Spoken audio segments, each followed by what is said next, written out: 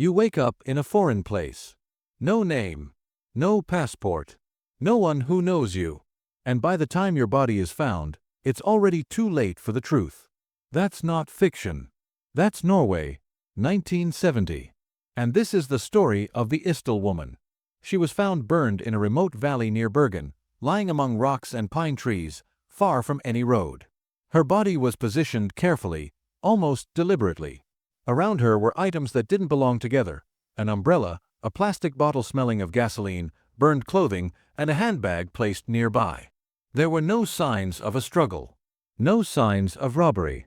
No clear explanation for why she was there. But the strangest detail wasn't how she died. It was that she didn't exist. When police examined her body, they found something unsettling. Every label had been cut from her clothes. Every identifying mark removed.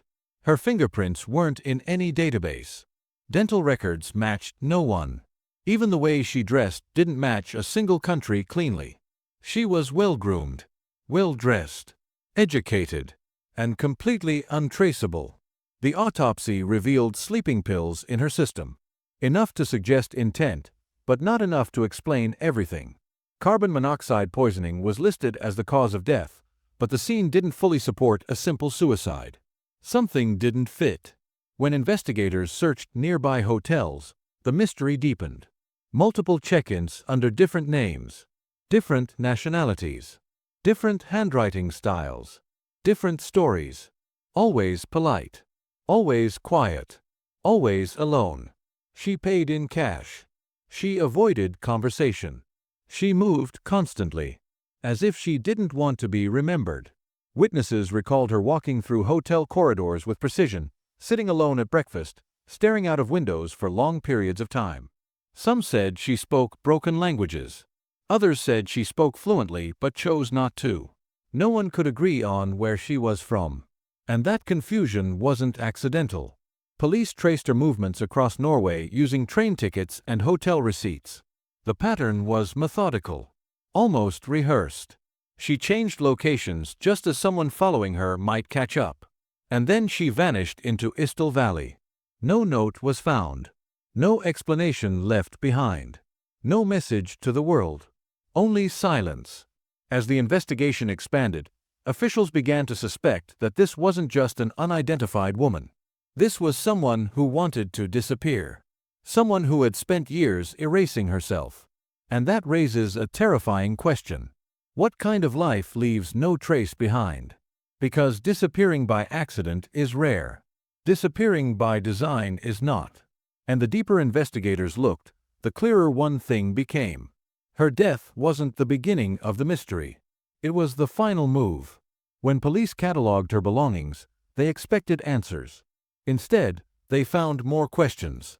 In her suitcases were wigs, sunglasses, a spoon coated with traces of sleeping pills, currency from multiple countries, notebooks filled with codes, letters, and symbols that didn't form any obvious language. Every label on every piece of clothing had been carefully removed. Even the manufacturer's tags were gone. This wasn't paranoia. It was preparation. Investigators began reconstructing her movements, step by step. What they uncovered looked less like tourism and more like a route. Over the course of months, she had stayed in multiple Norwegian cities, always under different names. Each time, she gave a new nationality. Each time, she paid in cash. Each time, she left before anyone could form a connection. Witnesses remembered small details. She asked repeatedly about train schedules. She chose rooms with balconies. She requested to be moved if her room faced the street. In restaurants, she ate sparingly. In hotels, she avoided conversation. She wasn't hiding from the world. She was avoiding being seen. Forensic handwriting experts examined the hotel registration cards. They discovered something subtle but deeply unsettling. The handwriting styles changed deliberately. Slanted letters, rounded letters, sharp angles. The same hand, consciously disguising itself. Someone had trained herself to disappear on paper. The police also noticed her behavior around mirrors. Multiple hotel staff recalled her adjusting her appearance frequently. Wigs were worn briefly, then discarded. Makeup styles changed. Hair color shifted. Identity wasn't just something she lacked. It was something she controlled.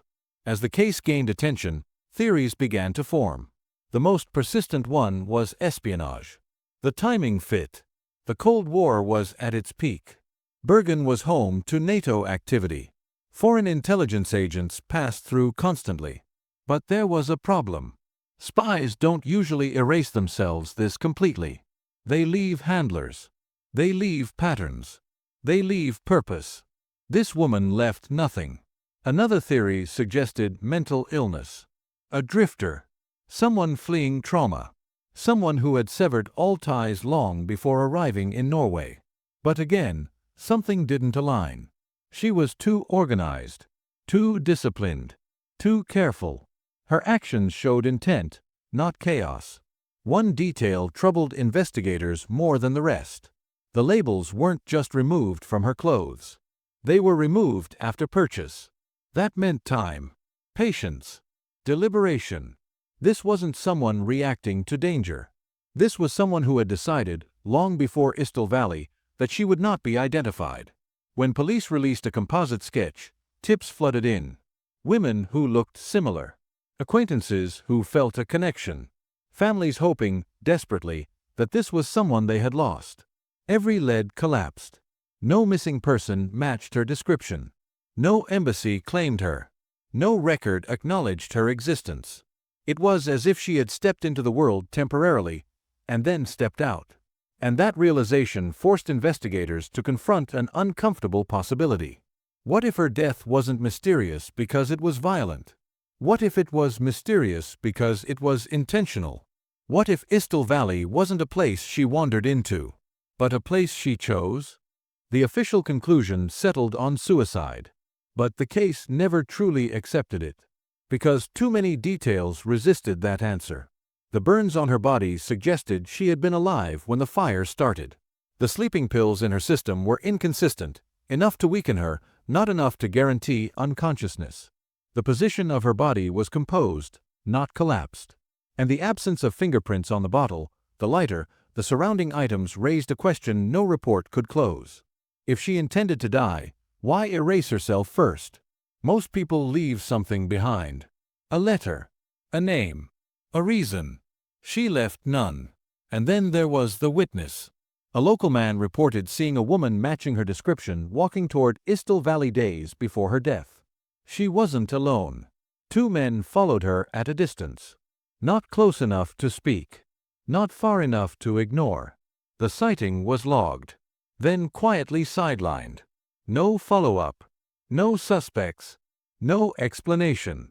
Years passed, and the case gathered dust until science caught up. Decades later, forensic advancements reopened the mystery. Isotope analysis of her teeth revealed something startling. She hadn't grown up in Norway, or anywhere nearby. Her childhood had likely passed through multiple regions of Europe. Borders crossed.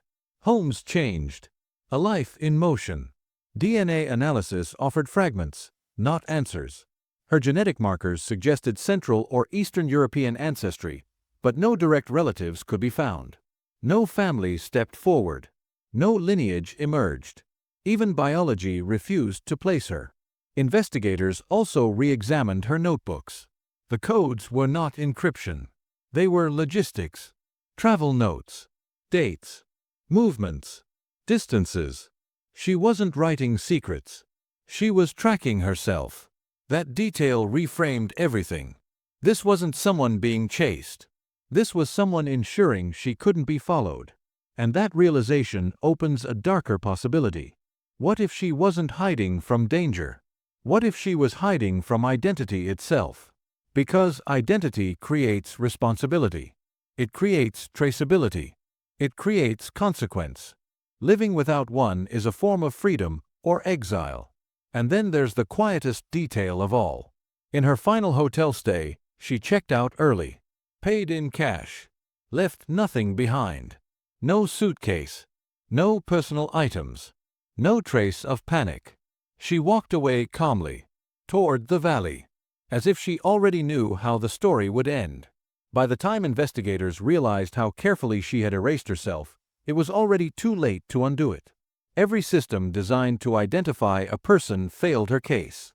Borders, hotels, embassies, medical records. Nothing connected. She had moved through Europe like a shadow, interacting just enough to survive, never enough to be known. And that's what makes this case different from most unsolved deaths. There was no single moment where everything went wrong. There was a lifetime of decisions that led here. Police began to suspect that the Isdal woman wasn't reacting to a sudden crisis. Her behavior showed long-term planning. The removal of labels, the use of cash, the constant movement, the changing names. These weren't panic responses. They were habits. That suggests something deeply unsettling. She may have lived this way for years. Not weeks. Not months. Years. Which raises a question most people never consider. What kind of life teaches someone that being known is dangerous? Some investigators believed she was connected to intelligence work, even if not formally. Not a spy in the cinematic sense, but someone trained to move quietly, to observe, to blend in, to leave no trail.